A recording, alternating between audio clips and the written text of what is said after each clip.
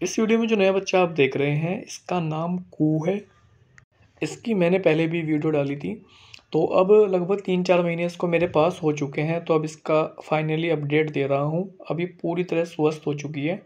तो चलो एक बार फिर मैं बताता हूँ आपको। एक मुझे जब मिली तो यह बहुत ही नाजुक हालत में थी। एक रोड से मैं गुजर रहा था तो मुझे रास्ते में ये सड़क पर दिखाई दी। इसको बिल्कुल भी दिखता नहीं था, आंखें इसकी बिल्कुल बंद थी, कचरा आ गया था डी वार्मिंग की वजह से।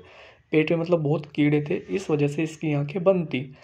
और इसका एक्सीडेंट वगैरह भी हुआ था किसी बाइक वगैरह से, तो इस वजह से इसका जबड़ा भी टूटा हुआ था। इसका जबड़ा मतलब खुलता नहीं था।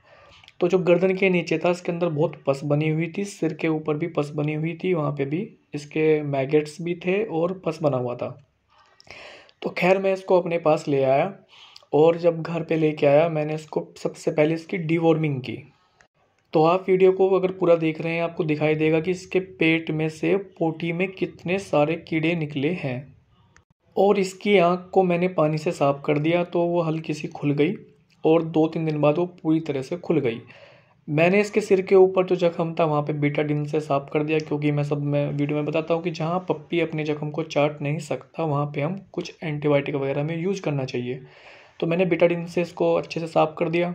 जो गर्दन में से इसकी पस निकलनी थी वो पस निकाल के मैंने उसको भी सफाई कर दी और वहाँ पे जो है मैंने बीटाडिन लिक्विड लगा दिया।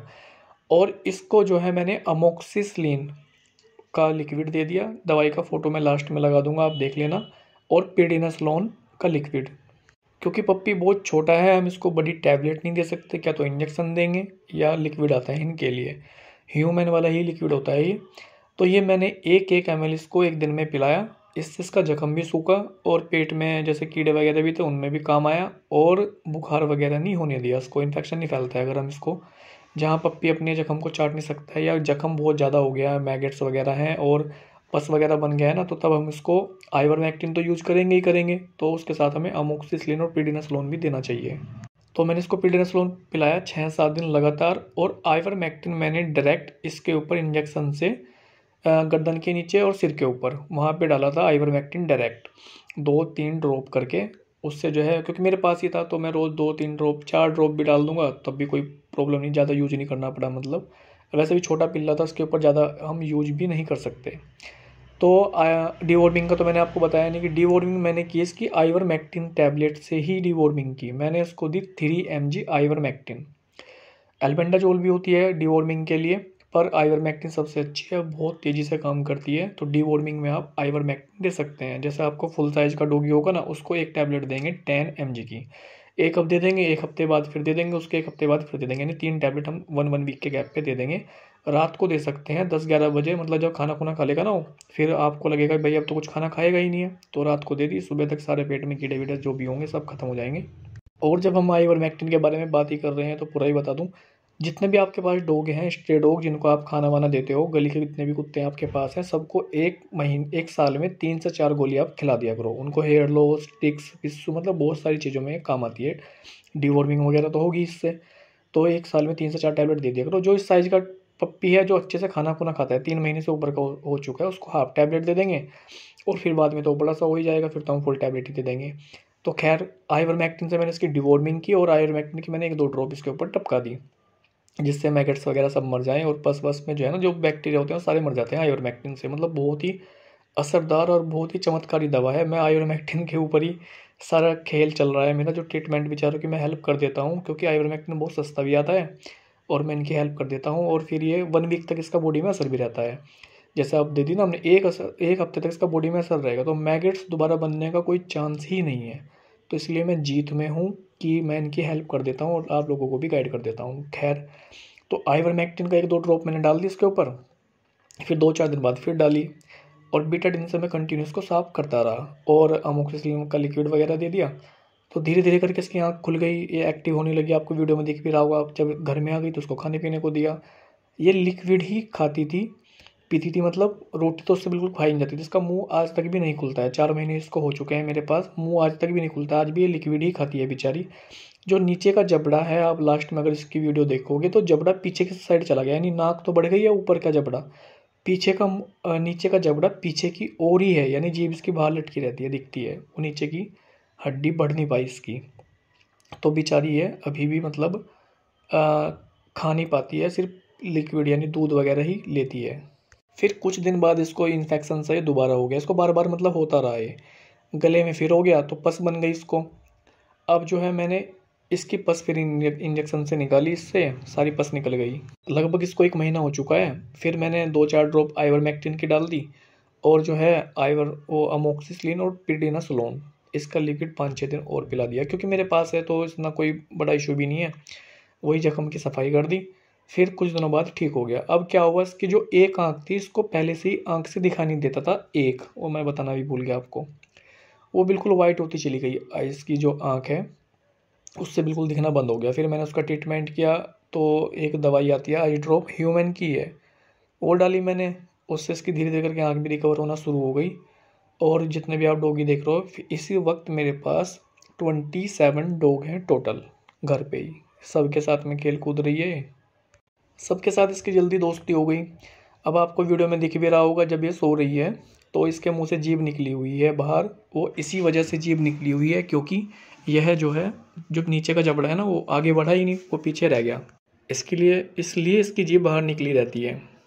अब ये दूसरे जो पप्पी होते थे या बड़े डॉगी तो सबके साथ झगड़ा करती थी है, क्योंकि थोड़ा लाड़ प्यार में ज़्यादा थी है, क्योंकि बेचारी खा नहीं पाती थी, इसके साथ बहुत दुख से भरी हुई थी, मतलब इसको दिखाई भी नहीं देता था, तो इसका हम ज़्यादा प्यार करते थे, मेरी मम्मी वगैरह भी।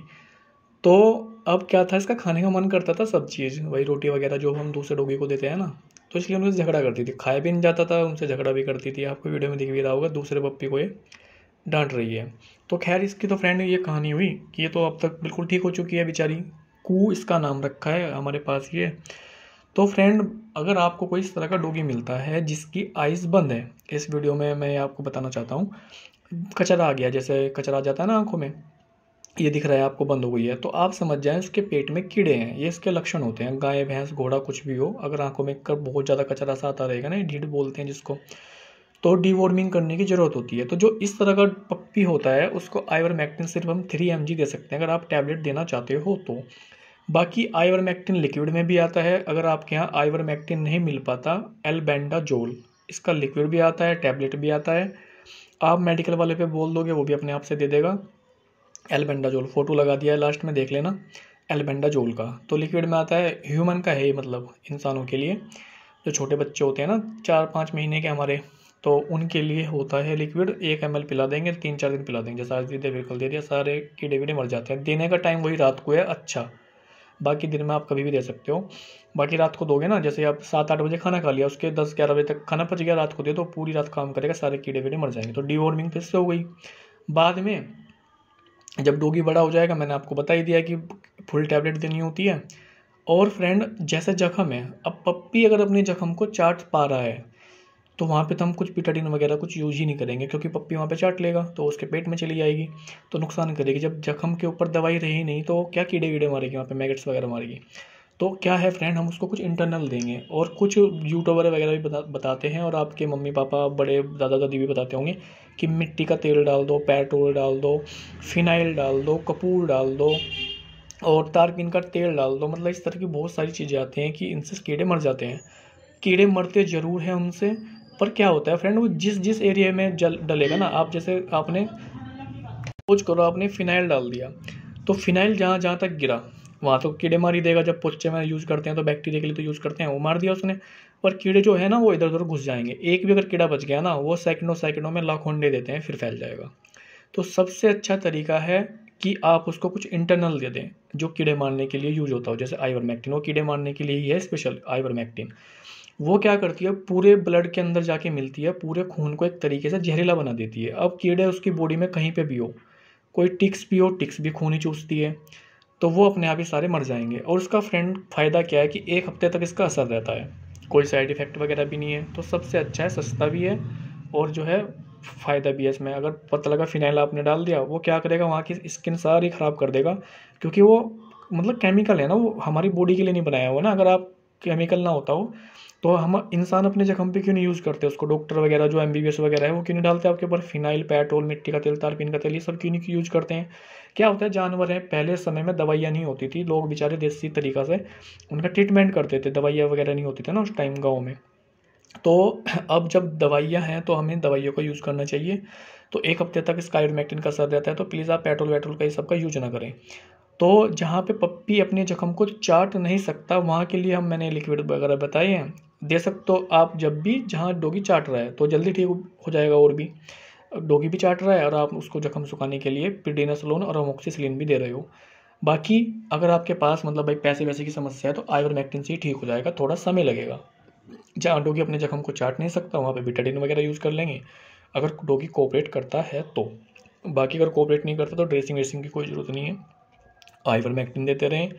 अमोक्सिसिलिन की बड़े डॉगी को तो टैबलेट देनी है, वही 4-5 दिन फुल साइज के को, जो हाफ साइज का डॉग होगा आप टैबलेट दे दी, 6 दिन दे दो आप प्रीडिनासोलोन 10 mg में, अमोक्सिसिलिन 625 mg में, आपका डॉग पूरी तरह से ठीक हो जाएगा। क्या होता है कुछ दिन तक तो जैसे मैगेट्स हैं वो पस बन जाएंगे, मैगेट्स की आपने ड्रेसिंग तो की नहीं है, मैगेट्स तो निकाले नहीं है वहाँ पे, तो उनकी पस बनेगी तो उसमें से वो निकलते रहेगी पस बन के।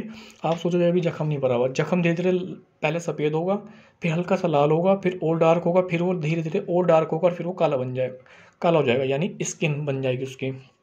तो जख्म इस तरीके से सूख जाएगा, थोड़ा समय लगेगा, पेशेंस बना के रखें। 101% ये तरीका काम करता है। आप मेरी कोई भी वीडियो उठा के देख लो, सारे डॉगी के इस तरीके से ही मैंने ठीक किए हैं। तो अभी वीडियो बहुत लंबी हो गई है, तो फ्रेंड अभी के लिए नमस्ते, और प्लीज़ इनकी हेल्प करें। कुछ समझना है तो कमेंट वगैरह कर देना, इंस्टाग्राम और फेसबुक के मैसेंजर पे, वहाँ पे वीडियो वगैरह सेंड कर देना, मैं आपको गाइड कर दूँगा अगर कुछ समझना आए तो।